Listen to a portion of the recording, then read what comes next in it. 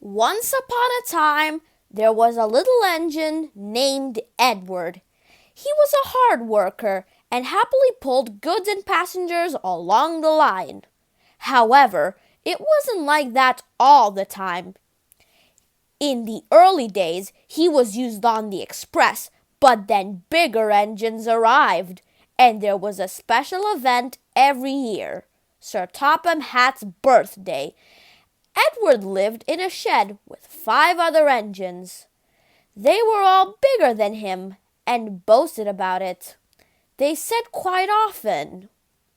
Edward wasn't used for a few years now, and he became more sad about it every day. Until one day when the driver arrived to start work, he noticed Edward in the back and went over to him. He saw he was sad and asked him. And so the driver and fireman lit his fire, pulled the lever, and Edward set off.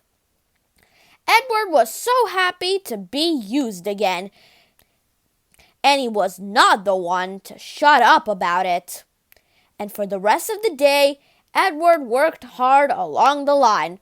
The driver was so pleased he promised to use him again tomorrow, and that he would tell Sir Topham Hatt about reworking him into the schedule on regular runs.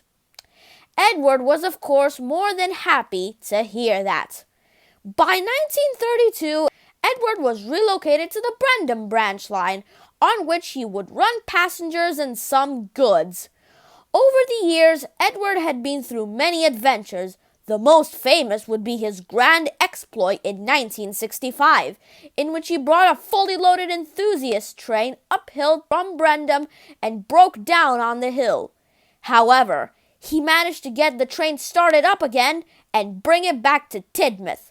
Everyone cheered, and Edward would be very worn out. But as this story was told so many times already, I will tell you another story about Edward, Trevor, and the really useful party.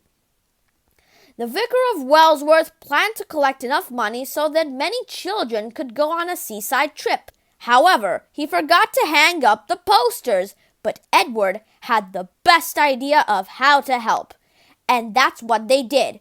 Many people came to the party, and after the party, the vicar thanked Edward and his crew. And with this adventure, we'll end today's story. But I have many more tales to tell about the next few characters. The next one is already pretty interesting, but that's for another time. See you soon with the next installment of Introducing Characters from Sodor's History.